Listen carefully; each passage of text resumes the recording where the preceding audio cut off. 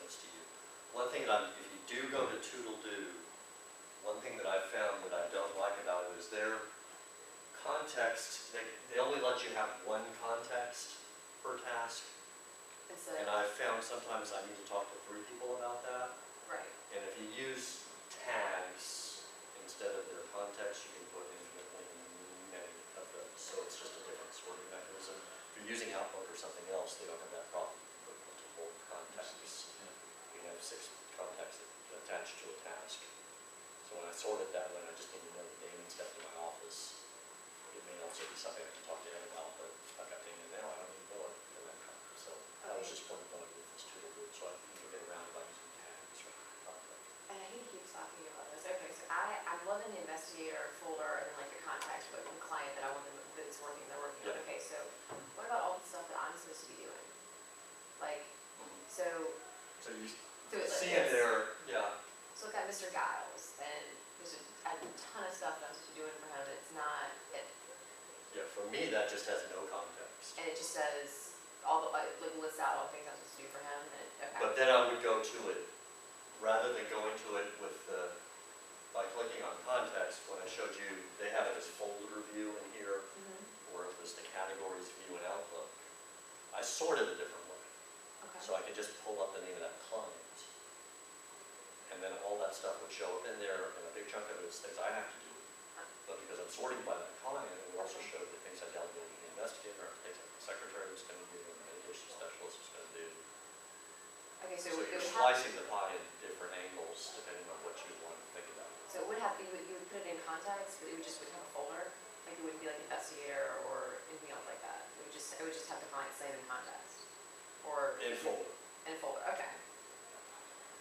I think it's multiple. The same task can be in it's in a folder, it's in a context, it's in a tag. It's in the same things in multiple different places. It's just how you pull it up to look at it. Is that really what's going on? So yeah. So if I want to think about a project I'm doing or a client I do, I use in this one it's called folder. Okay.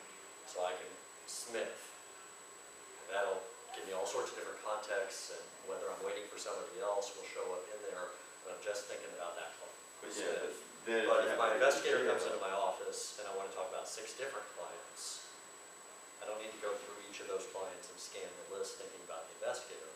I just go to context and click on the investigator's name, and it shows up with the clients. And I think, I don't know, it's Sarah. Sarah, I think I know what she's saying, is like when you're first putting in the information, I guess, because obviously, you know, the key is when you're inputting it, is how it gets, I guess, assigned all these different things. I mean, how did you learn that, you know, or come up with this, what it's going to get put into, context tags, or whatever, just playing with it? Is that, I guess that's what... Yeah. Yeah, it depends on what system, if you're going to use your Outlook system to do it, what you just need is different fields. If you're going to use this Toodle-Doo system, you know, the folders is what I would put in client names, is the way it sorts in a different looking way. The context is where I would put in your investigator or errands. So the context is the situation you're in. The folder is the project you're thinking about. Okay. For the client. Some of it's going to take you playing with it, I think. Yeah, sense of that. So let me show a couple of things. Does that help? So, okay, yeah, this was my slide about if you don't look at it again, it's control time. Because you may feel better in the moment, but you're still in your head. And so when you review, when you do come to that Friday 2:30 to 3 o'clock staff meeting, take the time to go through all of these different buckets. So, you know, for me, it's usually starting in my calendar. What do I have coming up next week? Am I prepared for that meeting? Am I prepared for that court appearance? And making sure those are captured in my day-to-day next actions that are there. I'm looking at that next action sheet, and hopefully I'm crossing out things that I just didn't have time to cross out before. Well, yeah, I did that. I just didn't have to cross it off yet. Or it went away. Because I waited long enough. I'm looking at the way before things. Oh my God, I need to make sure that Lisa made that phone call. Because that's really important. So capturing those things. So hopefully crossing it off. She told me what she did. And just briefly look at that Sunday maybe thing, because that maybe Sunday's today. And maybe it is time for me to start working on that project, that thing out there. But then I'm going back and I'm thinking about all my clients that have, stuff pending. I'm thinking about, okay, does that move into something I have to start doing now, or my calendar interview with them, or their mom, or whatever it is. That's kind of the review of these 6 different buckets that are out there. So, and I'm going to switch that projects to cases, because that's most of what we do. Yeah, this is the point in the presentation where people feel like, where the hell do I have time to do this? Because I'm doing. Once you get this to be a habit, then you're spending more time doing it and less time lost, confused, or apologizing. That's the chief myth. Yeah, I think if you worry about taking a half hour once a week to review everything, I spend more than a half hour flailing around or being worried about, things that, so that half hour probably in the end is a hell of a lot less time. Yeah. That's very true. Flailing is definitely the right word. Yeah. I've got a stack of loose paper right now on my desk that's, the size of my torso of stuff that I put down. I'm like, I'll go back to that, and then shit happens, and then I go, okay, well, I'll put it over here in this giant stack of like debris, and now I have no idea what's in it. My Sure, it's something important. my clerk says I have the organizational skills of a 6-year-old. Well, I think we all do. We wouldn't be here. She bought me a box of crayons. Oh. She said, no, she's trying to get me organized. She said, write each thing down in a different color. And I'm like, I can't even do that. So Yeah. And what I've learned, it's taken me 5 years to get to the stage of now I want to have a clean office. Just chip away at it. If you set the goal of I'm going to do this by next week, so we get caught in your cases and we go back again. So think about things. Obviously, things are working for you, or you would not be in this room right now. So there's a lot of whatever you're doing that's working for you. So I'm not saying throw away anything that's working for you. Adapt to whatever's working for you in this system, but then start adding in things that can roll around. For me, the huge thing is stress. It's affecting my blood pressure is better. My sleep is better because I'm not stressed out about the stuff. And I'm not, I was the guy who, what really got me into this was just how unprofessional I felt. Because I was in a big office where I'm in the back corner, because I'm in the leadership team looking at the corner offices, but the bathroom's what the fuck over there. So I walked to the bathroom and 6 people asked me a question. And I said, yeah, I'll email you back. Or that sort of things. But I turned into the guy who was knowing that I would forget by the time I got back to my bathroom. 3 other people interrupted me. And I kept saying to people, email me so I remember. Right. Yeah. And I think that's unprofessional to myself. I'm not complaining about other people. I didn't want to be that guy who was putting it back on my boss to remind me once again. If he asked me and I said yes, I should be able to take it from there. So I needed this to make sure that I would do it. So that could be the quick jot down 3x5 card I've got with me, rather than putting it back on the person to remind me again. For me, I would get angry. Because I'm not on it. So for me, I would get angry. Huh? It would make me angry. Like, people would ask me to do something or do whatever, and I would feel so overwhelmed and stressed out. My first thought would be, go F yourself. Like, I have no idea. I don't know. Yeah, I get frustrated. A client calls and interrupts me, and then I can't, so. Well, I'm I not use email a lot for tasks. In the old days, I go to my secretary and verbally say blah, blah, blah, blah, blah, blah, blah. Well, she can forget because the phone rings and then she forgets. So I almost always email her everything that I want her to do. And then I don't have to worry about her forgetting because she's distracted by somebody else. I don't think that's unprofessional to email people about stuff, because I think that's way you don't have things fall through the cracks. And then there can't be a misunderstanding as to what the instruction was, because you put it in writing. Frankly, that's how I feel. Yeah, I'm not, I Yeah, completely I agree with that. I know what you're talking about. I'm saying the Right, opposite. baby. Yeah, it's something nice is you ask me to do something, and I say, And then I print it out and put it in but a file. just email me so I don't forget. That's what I do. It's like, that's rude to you. That's like saying, I'm not listening to you right now, and because I can't or I Yeah. won't. And that's not the message I want to say, because by the time I get back somewhere, it's like I would have forgotten. I still got the same bathroom issue you do. It's like, Yeah. I always think because my office is quite a long ways from the bathroom, so I'm like, okay, after I use the restroom, I'm gonna do X, and then by the time I get out of the bathroom, I've completely forgotten about X. Yeah. exceptions, I still use that technique if you email me to remind me. I teach a lot of conferences, and I'm not gonna keep track of everybody that I promised to email this PowerPoint to.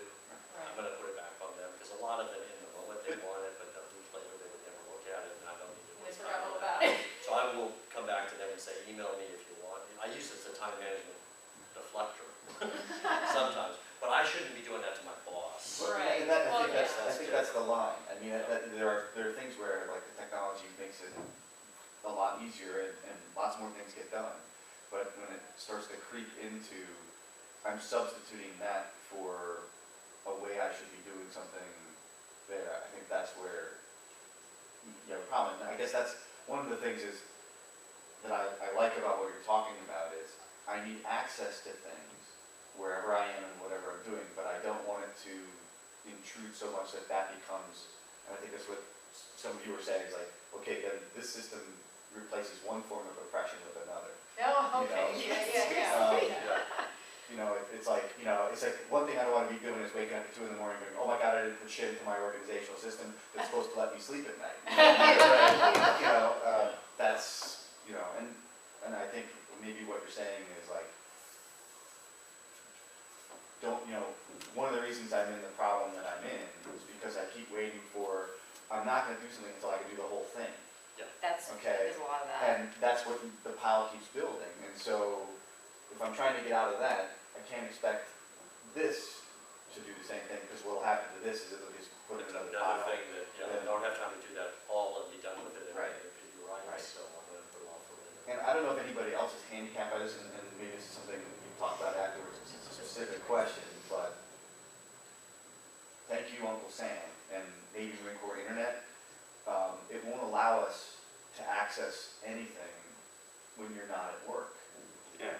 And so what I've been thinking I need to do is I need to like be able to send things to a Gmail account, which I can access in the office or wherever I'm at, but I mean, you know, I need to export it so that I can actually share it with myself, and you know, and it's ridiculous that we have to do that. It makes coming back from these kind of trips that much more difficult. So you can't get to it. Yeah, when you said you're not thinking about anything until you get back on Monday, You're not I allowed. can't.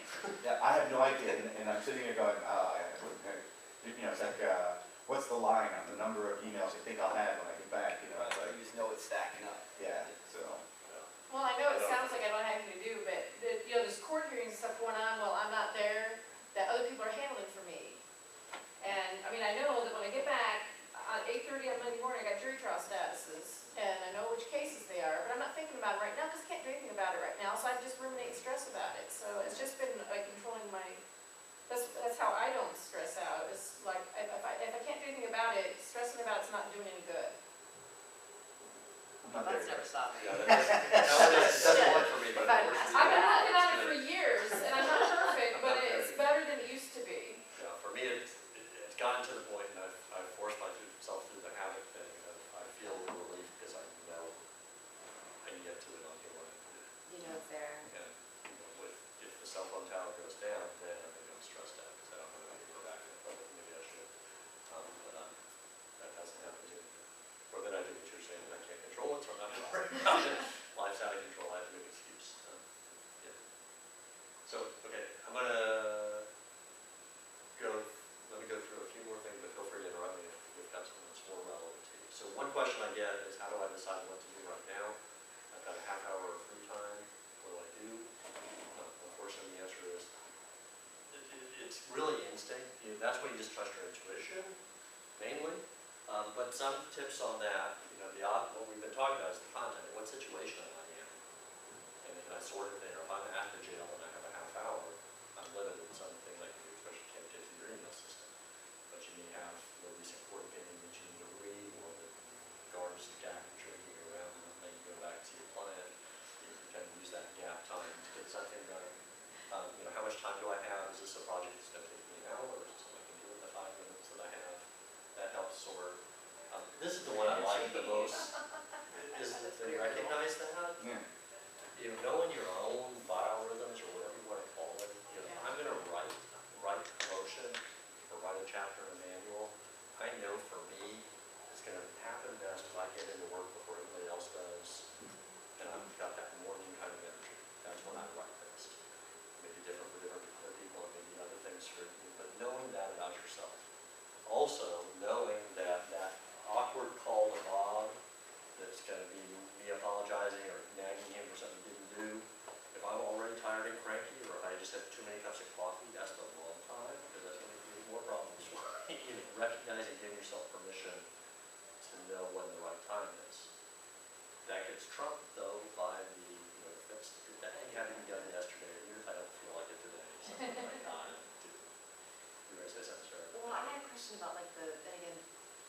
the time for the phone calls and the running to go get shampoo and whatnot, but I feel like I've got a list of motions I'm supposed to be writing, and I've got like a little list of cases that I know are going to trial that I should be working on that aren't on the docket yet.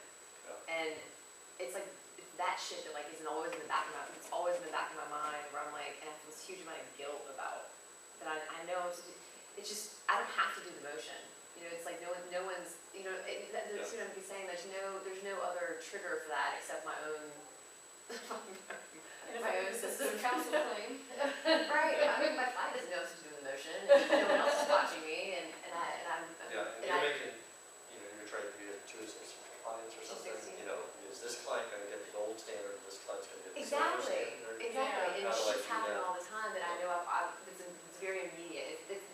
That's a lot of the juxtaposition that I'm working with here, Yeah. is the stuff I wanna be doing, like the stuff that I feel like I should be doing, and then stuff that's like in my face, like barking at me. Well, that's Stephen Covey does the divisions where it's got urgent and important, urgent, not important, not urgent, important, and not urgent, and not important. Yeah. What? It's It's the a quadrant. matrix. Yeah. That's Stephen Covey. I don't think you're talking, she's talking about 7 habits. the degrees of importance. And Well, who decides what I important. heard was things are in my face, but that doesn't necessarily mean it's a priority, just because Yeah. it's in your face, or urgent, just because it's in my face. It's just immediate, which doesn't mean that really should take priority over something else. That's more important. Closest alligator to the boat, but it doesn't always have teeth, so. Another way of saying it, yeah. Closest alligator to the boat, But it doesn't Doesn't always, always have you don't teeth. necessarily have to do something about that, and Joe doesn't have a knife. Our office is a little weird. My boss said, we have jail line, I have about maybe 70 clients in jail. And we have open jail lines. So, and our office Phone lines. policy from the jail. So our office policy is that I can't not take those phone calls. So and they're open from 8:30 until 1:30. So I'm at my desk or unless I'm in court and I'm sitting there trying to get fucking shit done. And I complain and complain and complain and staff complains and complains and complains about this shit. Yeah. My boss is like, well, our policies were available as often as possible, and I love my boss. This is like really annoys me. Yeah. We're Yeah. available as often as possible to the clients. I'm like, these fucking assholes have nothing to do but call me from the fucking jail. Are you kidding me? Like, how do you not understand this? Our policy is 1 call per day per client, unless we're willing to take more, we're supposed to. But even 1 call per day is 70 dumbasses from the jail calling me going, am I on court this week? How's my bond going? I'm like, I don't have control of the fucking docket, dumbass. I told you that last time I talked to you. Stop calling me about And this. Can't you let your legal assistant? Are you kidding? No. She's got I have a secretary and an investigator. The investigator isn't really an investigator. She doesn't investigate shit. She just files like rote motions. My secretary's got 6 other lawyers. Oh my God. So she. Where do you practice? Yeah, let's Yeah. just sit down one side for the break, you know, because I don't have, Okay. that's a boss conversation, a policy conversation. It's Yeah. So what do you do when you've office got, cultures. like you said, like the unimportant, you've got unimportant stuff that it's like preventing you from. Yeah, well, your boss has decided it's more important. Yeah. So Right. you have to have those discussions with your boss about Yeah. how to do it. The one thought I have from what you're saying, which is not really your question, but it's something I think about a lot, is when you make that choice between this client and that client, who's going to get my attention, I think it is worth some stress and energy in questioning yourself why you're making that decision. Yeah. Because ultimately, I do sessions on district court and order confinement and culture biases in the system, but ultimately it comes down to us too. You know, we're part of it. We're the gateway on the quality of representation of those 100 clients we're going to get. And is there some bias I have that I may not even be aware of why I'm choosing this client over that client to get my half hour of attention? I have to make that choice. But I think to do our job well, we have to be checking in with ourselves and saying, am I picking them for some appropriate reason or not? You know what I mean? I've had It's this because conversation with myself. that person just annoys the hell out of me because they call me so much, so they're not gonna get as good representation as the person who doesn't. And is that the right choice or not? You know, those are things I think they are worth stressing about.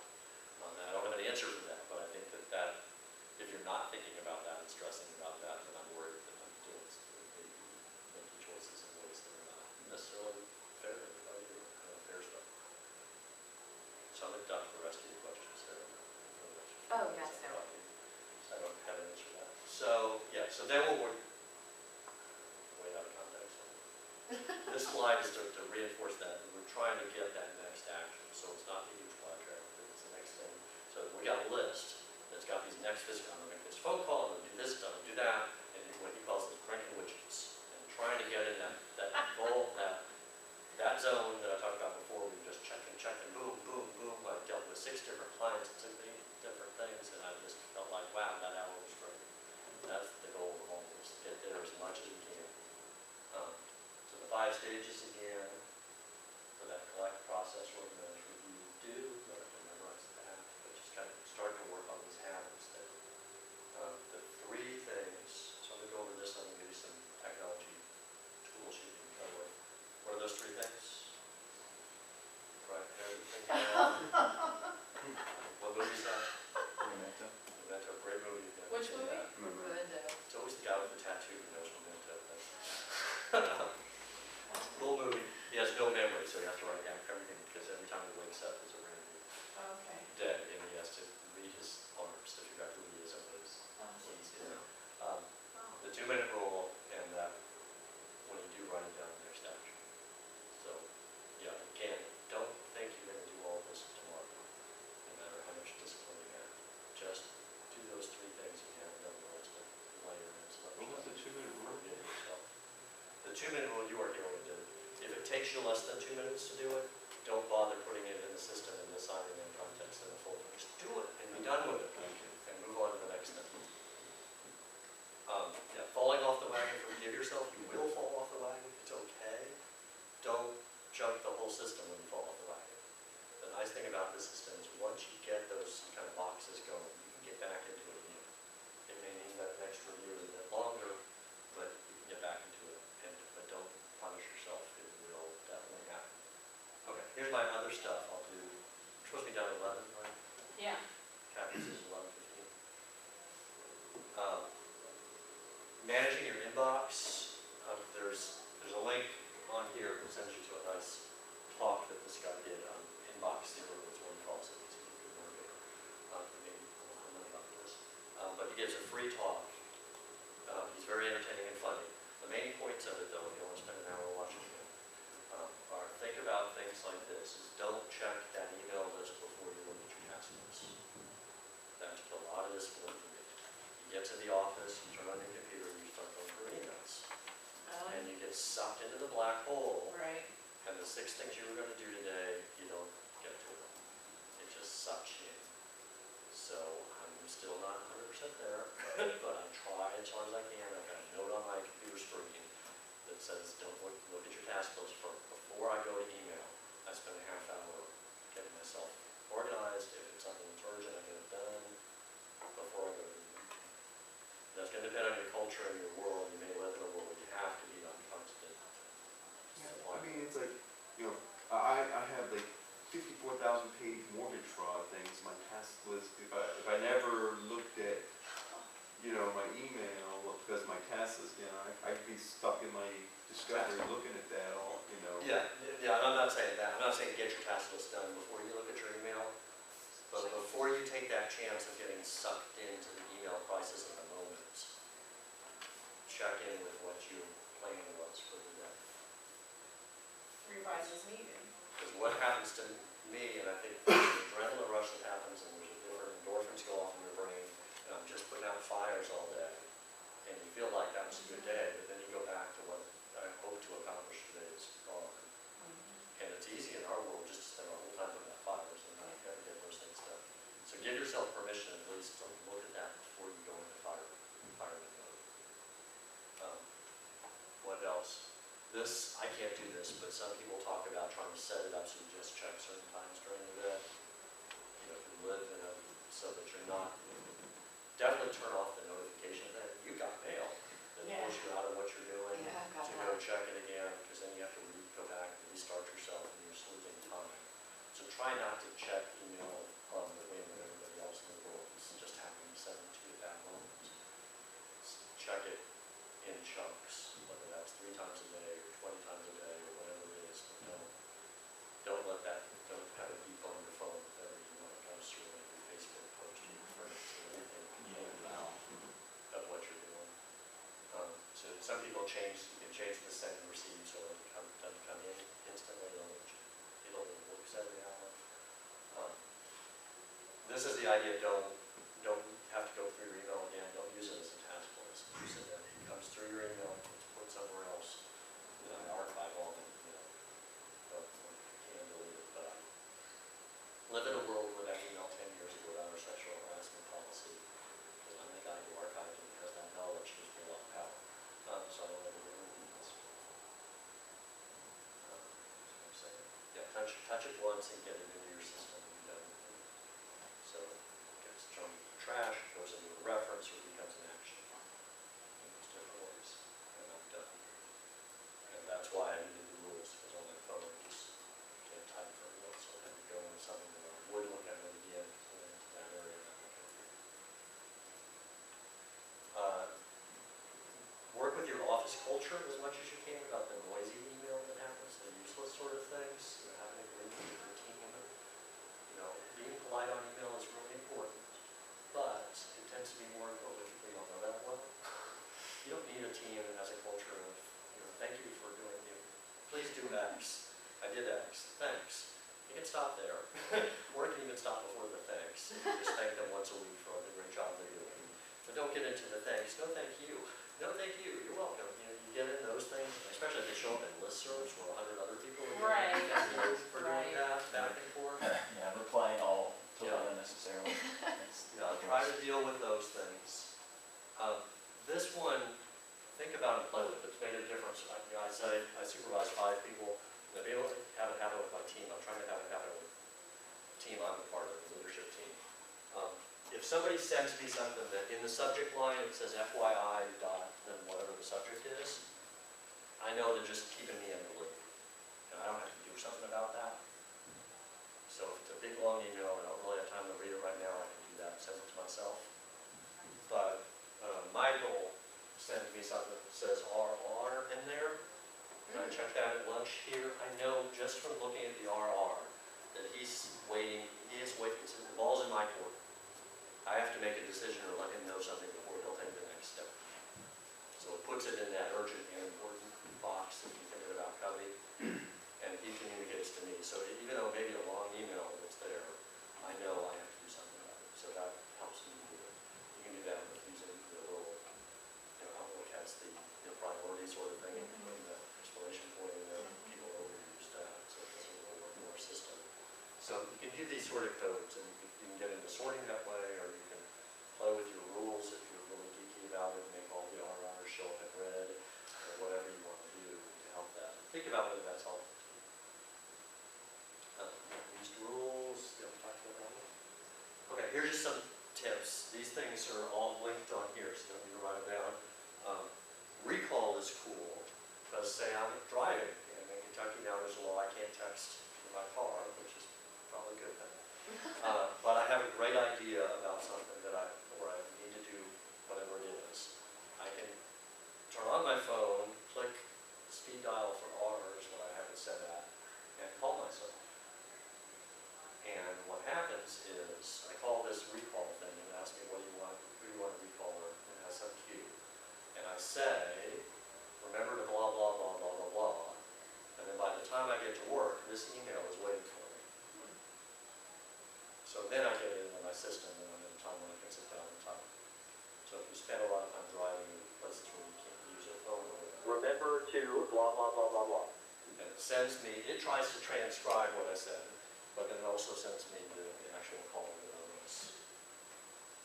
So it's kind of like an app that's a dictation. Yeah, but the dictation is questionable, so it's nice to get you also get the sound thing too. So if you said something's meaning the test is wrong, typing. But the main thing is so I don't forget on my 25-minute commute to work, I can call and if it's in the when I'm at work, I remember that idea about it. So that's something, some people that works for some people that. If you set up a lot of meetings with people, and you do the email that says, give me 3 days that would work for you, and try to set up a meeting with 7 people, and you finally get it figured out, all those emails, and then somebody has to change, blah, blah, blah. There are lots of different, there are 2 main ones, Doodle and Tumblr. They've run out of words, so all these things have it's in here. But you can set up a web page where you put in the times you're available and send it out to an infinite amount of people, and they just put in the times that work for them for it. So then you can look at it and it tells you that everybody's available Monday at 3 o'clock. So you got to set up lots of meetings. The nice thing is having their two leading ones, they compete with each other and they make it cooler and cooler all the time. So they both do this now, that they can sync with your calendar. So when you're trying to look at it, you just highlight the times you would be available and then send that out to as many people as you want, and then they say yes, yes, no, no, yes. And sorts of all one page to set up a meeting. This is if you have a desktop search engine of some kind, which is what they do is you set them up and then you let them run overnight, and every word on your computer it indexes. Whether it's in a Word document, a PDF, a PowerPoint, whatever it is, it's indexed so that you can very quickly search everything that's on your computer. So I spend less time trying to figure out my Windows filing system. Is not all that important. As long as I can write a decent search and have a breadcrumb of a memory of what that thing could be, I search it. That includes all your emails, too. So this is the one I like, just because I like the way it looks and it interacts. There's Copernic, Google has one, and Windows has one built in. Apple has one built in with different kinds there. But get used to using that. Don't use the Outlook search thing, which is just painfully slow, because it doesn't index the words. This, because it's indexed by words, it is fast. So before you've even finished typing in the word, it's guessing what you want, and it's filling that thing up there. So it's incredibly fast. But then you can see over here, if I were searching email, and I just kind of remembered that it was some email that I sent to somebody sometime between this date and that date, you can narrow it down a little bit to help you kind of find that thing. Yep. I use it like 3 or 4 times a day, and you're just trying to get that memory back, or prove to somebody, yeah, you know, that really know that. Here it is. It comes to find out on my office. If you're interested in finding out more of these things, don't get into the squirrel thing. Just doing a new system every day. There are lots and lots of blogs and things out there. Lifehacker is kind of the leading thing that's there, and I have it linked over here as mentioned right now. But the danger of it is they're going to, at least once a week, post a new system that's out there that you can use, chasing those down. They call it productivity porn. You spend all your time online looking for ways to become more productive. You're not actually being productive. Legal reviews, remember to do those. We talked about gap time, having those things you can do just in 5 minutes while you're waiting. And this quote. So this is Peter Ducker. In fact, no decision has been made unless carrying it out in a specific step has become someone's work assignment or responsibility. Until then, there are only good intentions. Every meeting needs to end with promises of things written down of what's going to happen. Otherwise, it's just good intentions. And the last one, I'll let you go, and the hardest one, Gandhi, I know uttered from the deepest conviction, you know this is going, is better than a yes, merely uttered please, or worse, to avoid trouble. And every yes that we add to our lives is really a no to something else. This time is limited. Thinking that through, and when we add something new, let us go away. It's getting less attention. So if you use this and find new things, let me know. Always looking for that squirrel if there's something else I need. But thanks for playing along for 2 hours. Have a great week next week.